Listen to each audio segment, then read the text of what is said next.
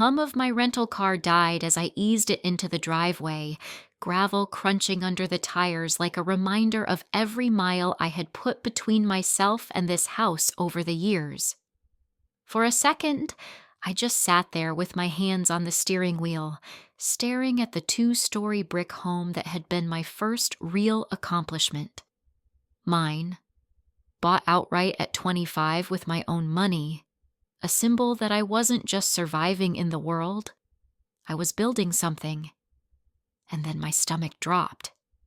There it was, staked right into the lawn I used to mow as a teenager, a for sale sign. White post, glossy lettering, phone number plastered across the bottom. My breath hitched, a sharp laugh slipping out before I could stop it. For sale? I muttered, shoving the gear into park. Funny, I don't remember listing my house. It was the day after my mother's funeral. I was supposed to be here grieving, sorting through her belongings, maybe repainting the guest room so I could settle in for a while. Instead, I was staring at a sign that screamed, "Someone thinks they own this place." I stepped out of the car, heels sinking slightly into the grass, and yanked the sign from the ground.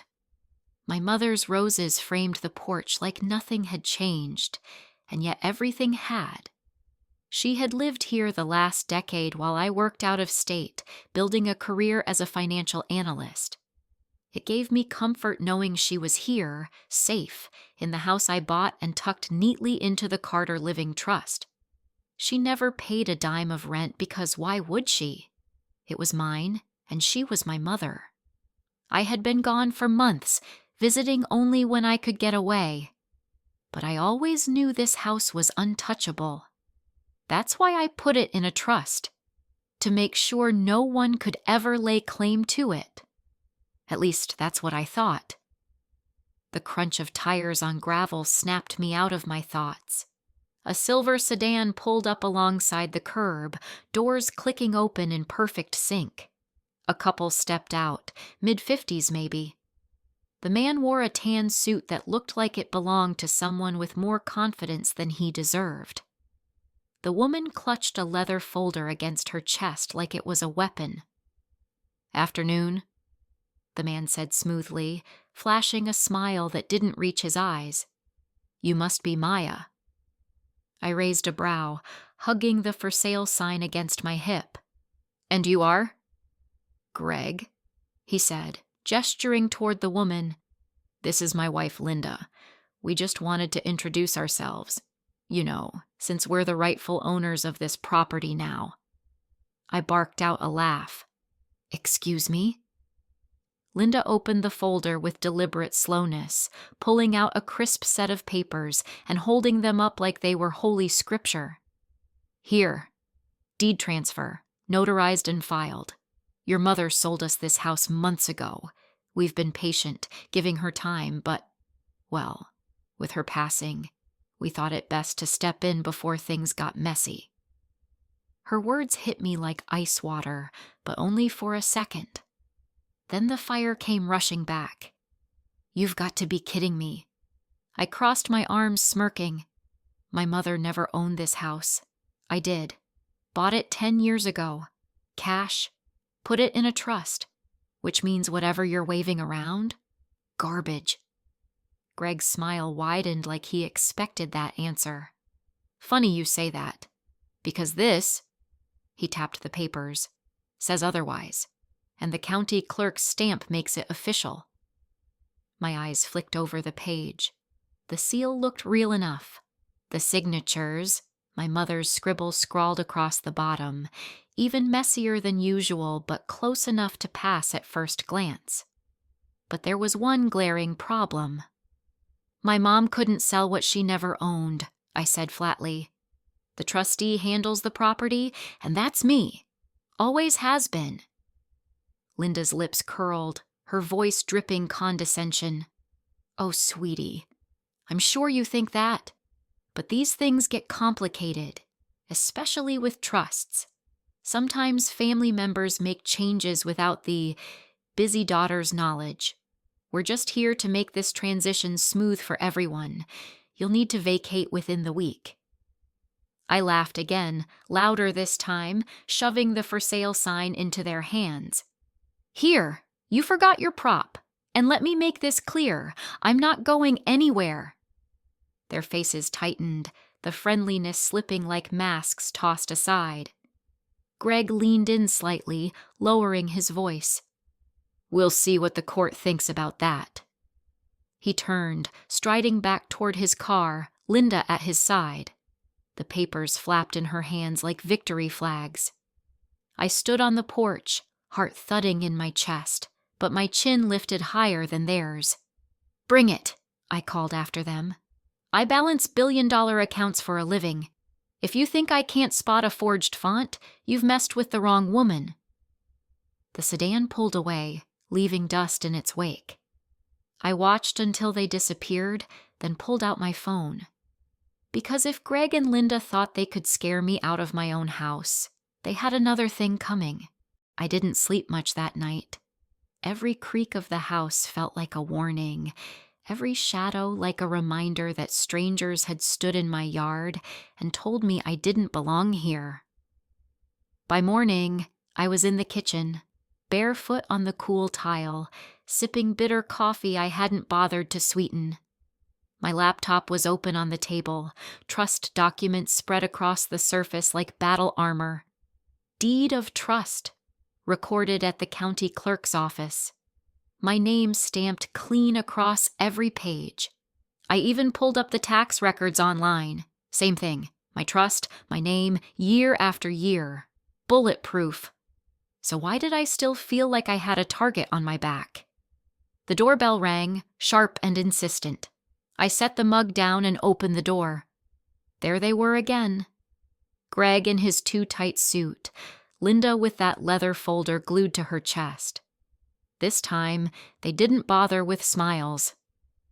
"We'll keep this short," Greg said, stepping forward like he owned the porch. "You've had a day to think things over. Pack your things, and we'll avoid dragging this into court." I leaned against the door frame, crossing my arms. "Wow, you're efficient. Let me guess. You've got the moving truck idling around the corner?" Linda's nostrils flared. "Don't be difficult. The paperwork is clear. Your mother signed the transfer. She sold us this property." I let the silence stretch, staring at them like they'd both sprouted horns. Then I tilted my head, smirk tugging at my lips. "You really want to stick with that story? Because here's the thing. The Carter Living Trust owns this house. Not my mother, not me, personally. The trust. And guess who the trustee is? Me." Greg's eyes narrowed, a flicker of irritation breaking through his smug facade. "Trusts can be dissolved?" "Sure," I said lightly, "by the trustee, which would be—" I pointed at myself with exaggerated flair. "Yeah, me, not her. My mother didn't have the power to amend it, let alone sell the house out from under me." Linda's fingers tightened around the folder, but she still managed a sickly sweet tone. "Well, perhaps she misunderstood. Elderly people can get confused. She wanted to do the right thing for us." I couldn't help it. I laughed. A full, sharp, unrestrained laugh that probably echoed down the block. "Oh, honey, you've got guts. I'll give you that. But let me clue you in on something." I leaned in, lowering my voice. "My mother could run circles around both of you put together. She wasn't confused, she wasn't weak, and she sure as hell didn't sell my house to two strangers with bad stationery." Greg's jaw ticked. "This doesn't have to get ugly." "Too late," I shot back. "It got ugly the second you walked up my driveway." We stood there, the three of us, locked in a standoff that felt like the air itself was holding its breath. Finally, Greg broke the silence. "You'll regret this," he said, turning on his heel. Linda followed, but not before tossing a parting shot over her shoulder. "The court will sort this out." "You'll see." The sedan pulled away, tires spitting gravel. I stood in the doorway, adrenaline buzzing through my veins. They weren't bluffing. They were going to push this. And people like that? They didn't back down until someone forced them to. I shut the door and went back to the kitchen, snatching my coffee mug off the table and draining it in one bitter gulp. Court, huh? Fine. Let them try. That afternoon, I walked to the mailbox. Bills, junk flyers, a glossy postcard for some realtor, and one official-looking envelope. My stomach flipped as I tore it open. Summons. Greg and Linda had already filed a quiet title lawsuit. For anyone who doesn't know, that's when someone goes to court asking a judge to declare them the rightful owner of a property, basically erasing all other claims. And they'd filed it against me. I held the papers in my hand, the sun blazing down, neighbors across the street pretending not to watch me. I could feel their eyes. In the corner of my vision, curtains twitched. Old Mrs. Delaney from next door was peeking through her blinds. I waved the envelope at her with a sarcastic smile. Don't worry, Mrs. D. Still my house. You'll get your property tax bake sale invites from me, not them. The blinds snapped shut. I exhaled slowly, then looked back at the house. My house. This wasn't just about bricks and wood. This was about my mother's dignity, my hard work, and the one piece of stability I had fought for in my life. Greg and Linda thought they could scare me out, that I'd crumble under pressure, tuck my tail between my legs, and walk away. But they didn't know me. I was Maya Carter. I balanced billion-dollar accounts for Fortune 500 companies. I could sniff out a misplaced decimal at 10 paces.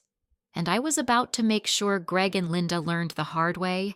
Messing with me was the biggest mistake of their lives. The next morning, I decided to do something normal, something grounding. Grocery shopping. The house felt too heavy with tension, so I grabbed my keys and headed into town. Same streets I grew up on, same shops my mom had frequented. It should have felt familiar, comforting. Instead, I felt eyes on me before I even made it past the bakery. In the produce aisle, I caught it. 2 women whispering by the oranges, side eyes darting my way. Such a shame, really. Poor woman probably thought her daughter would do right by her. Left her alone all those years, then swoops back in for the house. My grip on the shopping basket tightened. I walked past them, deliberate, and offered a sharp smile. Careful, ladies. If you're going to gossip, project a little louder. I almost missed that last part. Their faces flushed, mouths snapping shut. I kept walking, tossing a bunch of bananas into my basket like nothing happened, though inside my chest burned. By the time I hit the checkout line, I'd heard enough fragments of conversations to piece it together. Greg and Linda had been busy. They'd painted me as some absentee daughter who neglected her mother and now was trying to steal back the house she'd sold them. And the worst part? People were buying it. When I got back to the car, I tossed the groceries into the trunk with more force than necessary. This wasn't just about a courtroom anymore. They were attacking my reputation, my mother's memory. I drove home with my jaw clenched, replaying the whispers in my head. When I pulled into the driveway, Mrs. Delaney was in her yard again, watering her azaleas. She gave me a tight nod, the kind that screamed pity. I marched right up to the fence. Morning, Mrs. D. Lovely day for planting lies, isn't it? She blinked, startled. I didn't mean... Save it, I said, forcing a smile. In case you're curious, the trust documents are airtight. My name's on them, not my mother's. So next time you hear a sob story about me being some squatter, remember, scammers lie. It's literally their job. Her mouth opened, then closed again. She turned back to her flowers without another word. Good. Let her stew. I went inside, dropped the groceries on the counter, and sat at the kitchen table. The summons from yesterday still lay there, its official seal mocking me. Fine. If they wanted court, they were going to get court. But I wasn't stupid enough to go in blind. I grabbed my phone and scrolled to the contact I hadn't dialed in years. Attorney Rebecca Knox, the woman who helped me set up the Carter Living Trust. She answered on the third ring. Maya, it's been a while. How's your mother? My throat tightened. She passed, Rebecca. Last week. There was a pause, then a gentle sigh. I'm so sorry, Maya. What can I do for you? I glanced at the summons. A couple is trying to claim my house. They filed a quiet title suit with what looks like a forged trust amendment. Says my mom dissolved the trust and transferred the property before she died. Rebecca's voice sharpened instantly. That's impossible. Your mother wasn't trustee. She couldn't dissolve it even if she wanted to. Exactly. But they've got paperwork, stamps, signatures, even mine, apparently. Email me everything you have, and don't worry, forged amendments are more common than you'd think. The trust company will have the official file, we'll cross-check. By afternoon, I was sitting in her downtown office, a sleek space with walls lined in legal texts. Rebecca flipped through the amendment Greg and Linda had filed, her lips pressing into a thin line. Sloppy, she said finally, tapping the page. Wrong formatting, wrong notary language, and look here. Your mother's signature is dated months after her last hospitalization. She couldn't even hold a pen by then. I leaned back, relief trickling through me. So it's garbage. It's dangerous garbage, Rebecca corrected. Convincing enough that a judge could be fooled if he's not paying attention, which is why we'll get the trust company to certify their records. The next morning, we sat in a conference room at Atlas Trust Services, the firm holding the Carter Living Trust. The trust officer, a precise man named Mr. Jennings, pulled up the electronic file. No amendments on record, he said, swiveling the monitor so we could see. Trust created 10 years ago. Trustee, Maya Carter. Beneficiary, Maya Carter. No changes, no dissolutions. Everything is intact. Rebecca shot me a look that said, "Told you so." Jennings signed a notarized statement and slid it across the table. This should satisfy the court. Whoever forged that amendment underestimated how thorough we are. I tucked the document into my folder, a smile tugging at my lips. Perfect. Now let's go ruin someone's day. But as I left the office, one thought gnawed at me. The forgery had been close, uncomfortably close. My mother's signature, my own middle name spelled out exactly. They hadn't just guessed. They had details, which meant Greg and Linda either had inside help or they'd done this before. Either way, they had no idea who they were messing with. The stack of documents sat in front of me like a battlefield. My trust binder on one side, neat and orderly. Their forged amendment on the other, bold and brazen.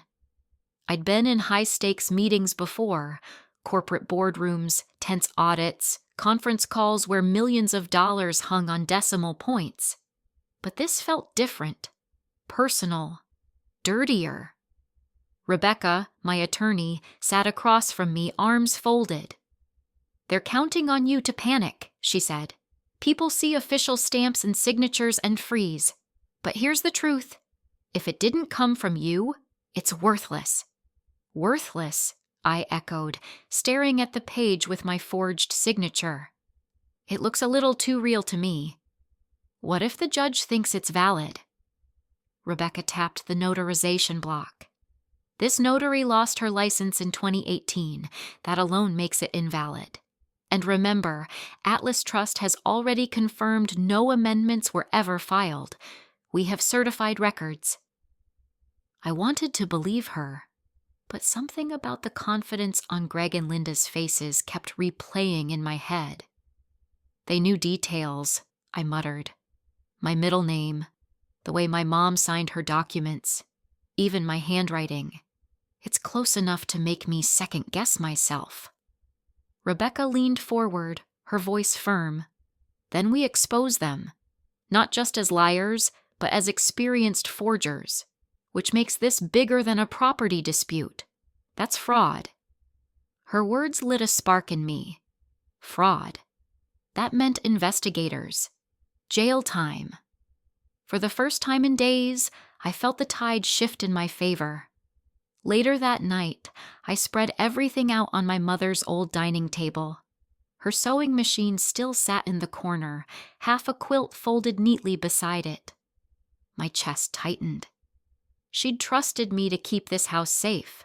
That's why she never worried, never doubted. She knew the trust was ironclad. I ran my fingers across her handwriting on an old recipe card, comparing it to the shaky scrawl on the forged amendment. My mother's real loops were wider, gentler. The forgery was jagged, forced. They didn't just fake you, I whispered. They mocked you. For the first time since this began, grief and rage twisted together in my chest. I picked up the phone and called Rebecca. We're not just defending this. We're going on offense. I want them exposed. She didn't even hesitate. Good, because I've already filed a motion to compel. They'll have to produce the original amendment for forensic review. I smiled, pacing the living room. Perfect. Let's see how their fake holds up under a microscope. The next hearing came fast. Greg and Linda strolled into the courthouse with their smug routine, Linda clutching that same folder like it was Excalibur. Their attorney, a slick man in a pinstripe suit, joined them this time. Ready to lose, sweetheart? Linda muttered as we passed in the hallway. I turned, meeting her eyes with a grin. Funny, I was about to ask you the same thing. In the courtroom, the judge called the case. Their lawyer launched into a speech about confused elderly mothers and dutiful buyers who acted in good faith. I almost rolled my eyes. Then he produced the so-called amendment again, handing it up with a flourish. Rebecca stood calmly, sliding the Atlas Trust certification across the bench.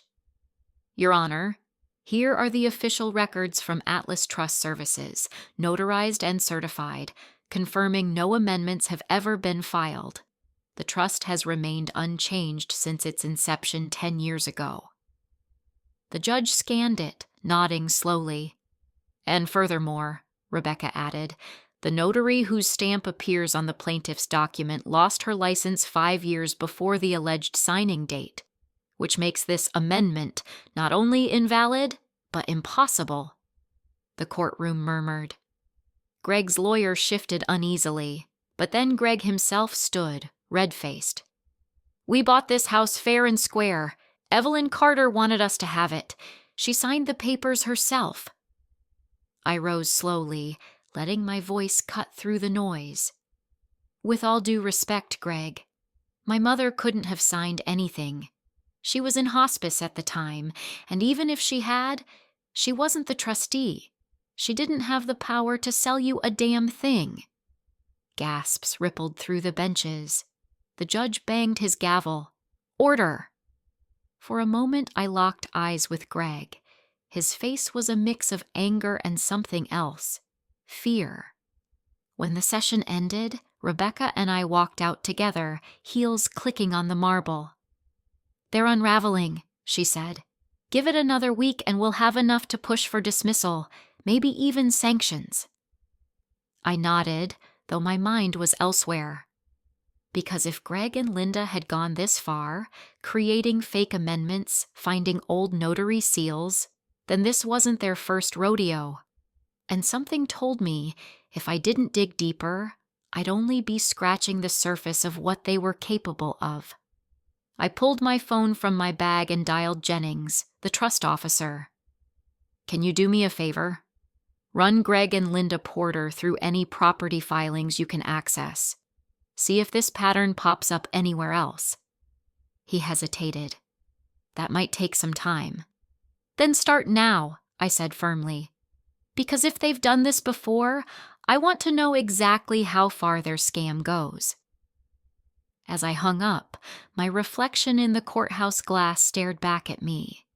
No longer just grieving daughter, no longer just homeowner. Now, I was the hunter. It didn't take long for Jennings to call me back. I was sitting at my mother's old desk, flipping through photo albums, when my phone lit up with his number. "Maya," he said without preamble, "you were right." I pulled county filings across 3 jurisdictions. Greg and Linda Porter's names appear on 5 separate quiet title actions in the last 6 years, all targeting homes where elderly owners had either passed away or were in long-term care. My stomach dropped. And, in 2 cases, they won by default. The families didn't contest. In one, the property sold before the fraud was uncovered. The other 2? Dismissed after inconsistencies came up. But they were never prosecuted. I closed my eyes, gripping the edge of the desk. So they've been running this scam for years, picking off people too tired or too broken to fight back. Exactly. But with your trust in place, they chose the wrong mark this time. A bitter laugh escaped me. Oh, Jennings!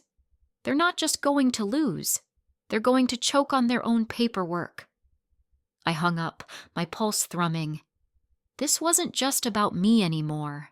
It was about every family they'd conned, and I was going to make sure they finally paid.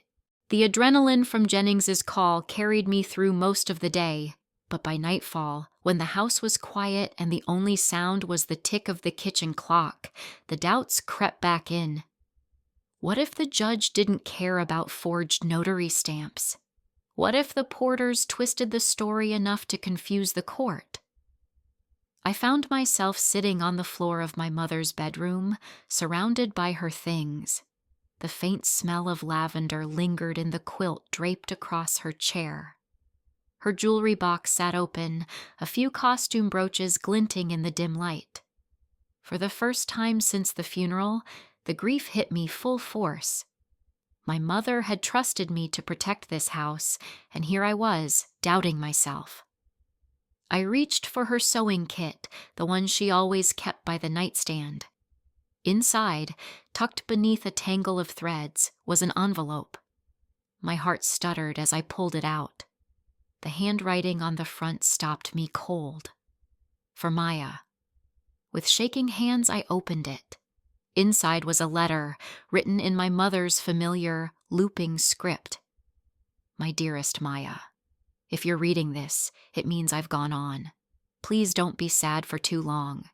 You've already given me more joy than I ever deserved. You worked so hard, my girl, harder than anyone should have to at your age.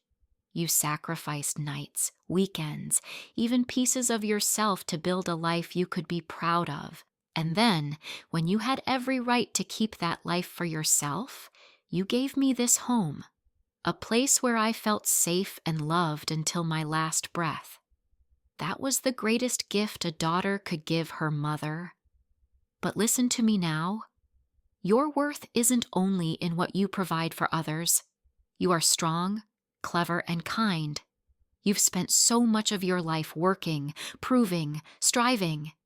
Don't forget to live, Maya. To laugh, to love, to rest.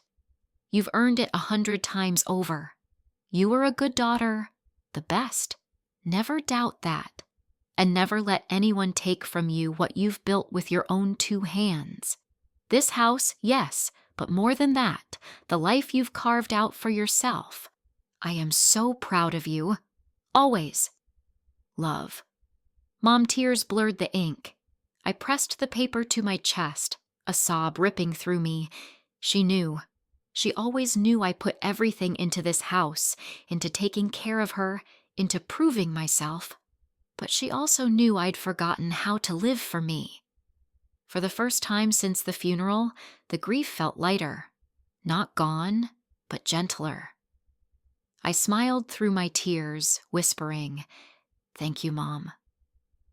Then I set the letter down, squared my shoulders, and reached for my phone. Rebecca needed to see this, not as evidence for court, but as proof of something even stronger, that I wasn't just fighting for property. I was fighting for her memory, for the love she left behind. No more doubts. I was ready. The courtroom buzzed with tension when I walked in the following week. Word had spread. Neighbors filled the benches, whispering behind their hands, waiting to see the spectacle. Greg and Linda strutted to their table with matching smugness, their lawyer in tow. Linda carried that leather folder like it was the Ark of the Covenant. Rebecca leaned close to me as we sat down. "Remember, let them talk first. The more rope they use, the better." I nodded, heart steady. My mother's letter was folded neatly in my purse, not for the judge, but for me, a reminder of why I was here. The bailiff called the case. The judge adjusted his glasses, scanning the docket. Carter Living Trust versus Greg and Linda Porter. Plaintiffs, proceed. Their lawyer stood, smoothing his tie. "Your Honor, this case is simple. The decedent, Evelyn Carter, dissolved the trust with her daughter's agreement. She transferred the property into her own name and sold it to my clients in good faith. They are the rightful owners." He handed up the so-called amendment. Greg leaned back in his chair, smirking at me. Rebecca rose, her voice calm but sharp. "Your Honor, that document is a forgery. We submit certified records from Atlas Trust Services, the custodian of the Carter Living Trust, confirming no amendments were ever filed. Additionally, the notary listed on the plaintiff's document lost her license 5 years before the alleged signing date. That alone makes the document impossible." The judge raised his brows, flipping through the certification. Murmurs rippled through the courtroom. Greg shot to his feet, his voice cracking. "That's a lie! Evelyn wanted us to have the house. She signed it herself." I stood then, turning to face him. "She couldn't have signed anything, Greg. She was in hospice at the time you claim she amended the trust. She could barely hold a teacup, let alone a pen. And even if she had, she wasn't the trustee. She didn't have the authority." Gasps broke out. Mrs. Delaney from next door clutched her pearls. Linda's face flushed crimson, but she clung to her folder like it could save her. Rebecca stepped forward, pressing the final nail in. "Your Honor, we also request forensic analysis.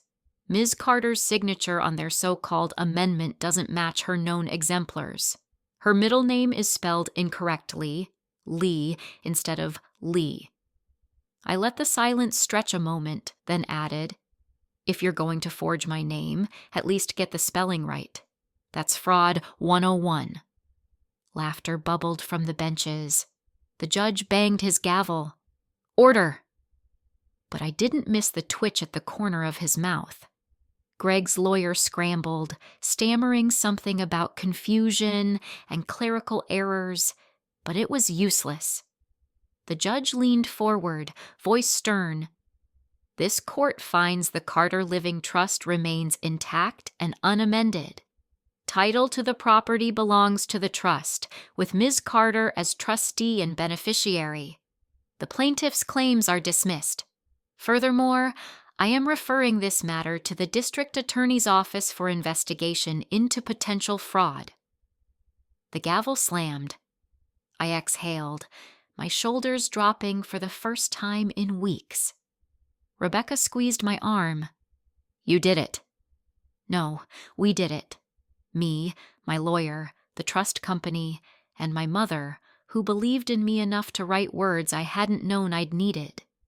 Greg and Linda's smug masks cracked as deputies escorted them out for questioning. Their folder dangled limply in Linda's hand, no longer a weapon, just empty paper.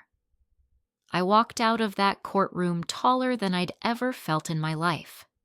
This wasn't just a win, It was justice. When the courtroom doors closed behind me, I expected relief to wash over me. Instead, I felt something sharper. Unfinished business. Winning the case wasn't enough. Not after what Jennings had uncovered. Not after the whispers in the grocery store, the humiliation, the forged signature that made me question my own sanity. Greg and Linda hadn't just tried to steal my house. They'd been doing this for years, and too many people had lost. I wasn't about to let them walk away with nothing but a dismissal and a slap on the wrist. Rebecca must have seen the look in my eyes as we walked down the courthouse steps. "What are you thinking?" "I'm thinking," I said, adjusting the strap of my purse, "that I don't want them just exposed. I want them ruined." Her lips curved into a slow smile. "Then we file a countersuit.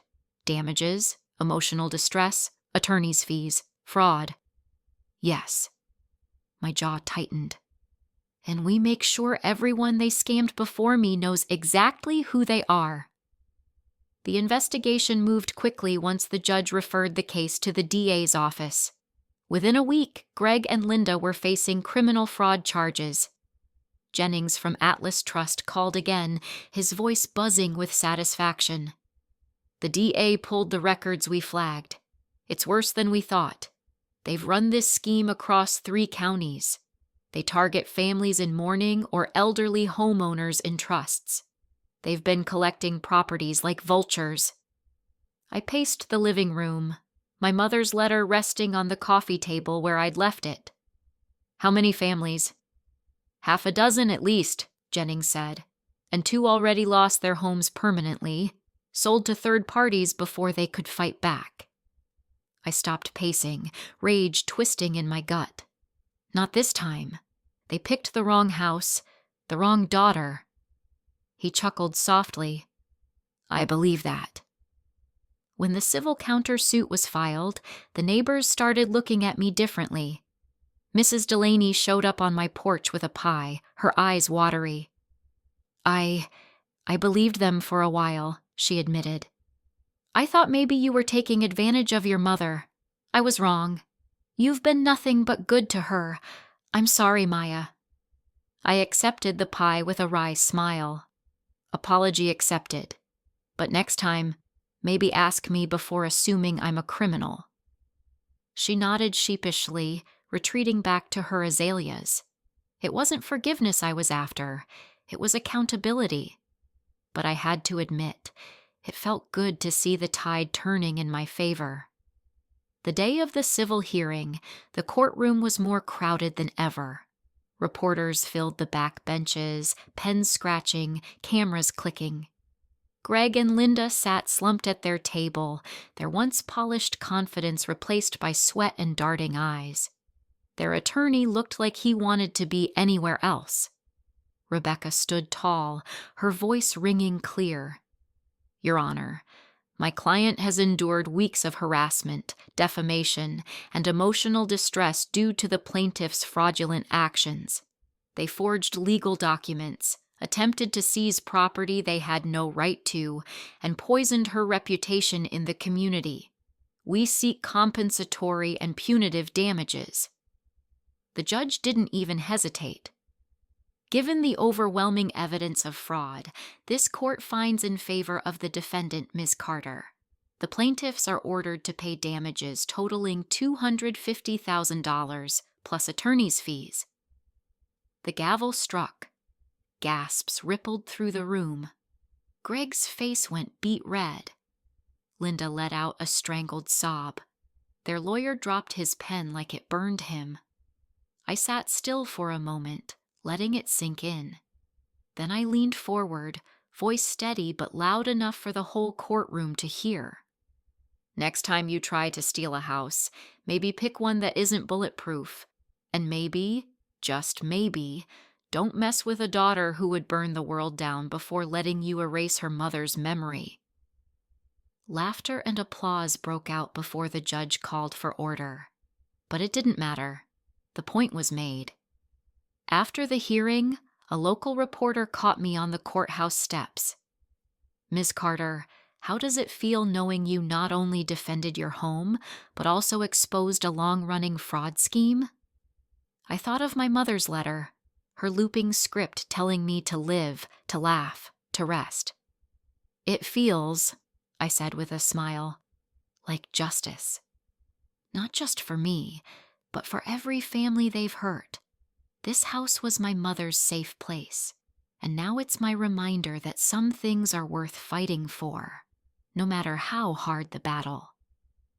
The cameras flashed, neighbors applauded, but I wasn't doing this for them. I was doing it for her, and for me. That night, I sat on the porch with a glass of wine, watching the sun dip below the horizon. The house glowed in the twilight, steady and strong. I whispered into the quiet, "We did it, Mom." The words drifted into the air, carried on the evening breeze. For the first time in weeks, I felt peace. But more than that, I felt free. The house was quiet again. No lawyers, no courtrooms, no whispers in grocery store aisles. Just me and the creak of floorboards that had carried my mother's footsteps for the last decade. For the first time since the funeral, I let myself breathe. The settlement money was nice. More than nice, really. But that wasn't what mattered.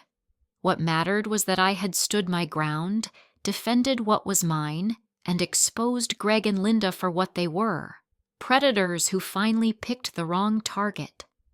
I poured myself a glass of wine and sat on the porch as the crickets started their nightly chorus. The summer air wrapped around me, thick and warm, but instead of suffocating me like it had weeks ago, it felt steady, grounded.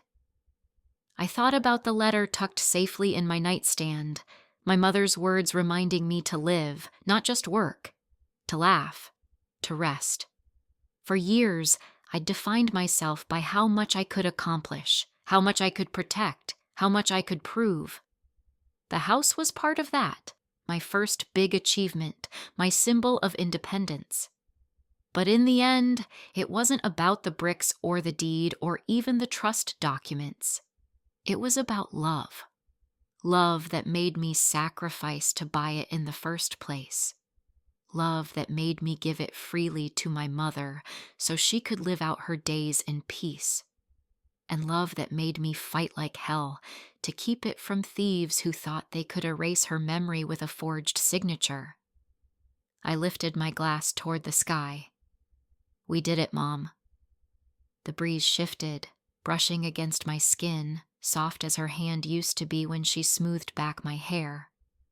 For a moment, I let myself imagine she was sitting beside me, smiling that quiet smile that always said more than words ever could. "You were right," I whispered. "I am strong, and I'll keep living, for both of us." The cicadas hummed louder, the sky deepened to purple, and I realized something I hadn't felt in weeks. Peace. The next morning, I walked down Main Street. This time, no whispers, no pitying looks. People met my eyes, nodded, even smiled. At the coffee shop, a stranger touched my arm. "You don't know me, but thank you. My uncle almost lost his house to them. You saved more than just yourself." I blinked, taken aback, then smiled. Guess I inherited my mother's stubborn streak. By the time I walked back home, I knew one thing for certain. This house wasn't just a roof over my head. It was her legacy. And now, it was my reminder to keep building, keep living, and never let anyone take what I've earned. If you'd asked me weeks ago what I would have done if strangers tried to steal my home, I probably would have said I'd call the cops, maybe hire a lawyer, hope for the best. But now I know I'd fight, tooth and nail, with every receipt, every ounce of wit, every shred of determination my mother instilled in me. Because some things are worth fighting for, and sometimes the fight isn't just about keeping what's yours. It's about proving to yourself and to the world that you're stronger than the people who try to break you. So here's my question for you. What would you do if strangers showed up with fake deeds, claiming your home as theirs? Would you fight back like I did, or would you walk away? Tell me in the comments. I'd love to hear your take. And if you've made it this far, don't forget to hit that subscribe button to join me here at Flame and Fate Chronicles, where every betrayal gets exposed, every lie finds the light, and every story reminds us that strength lives in all of us. Because in the end, betrayal always comes with a price.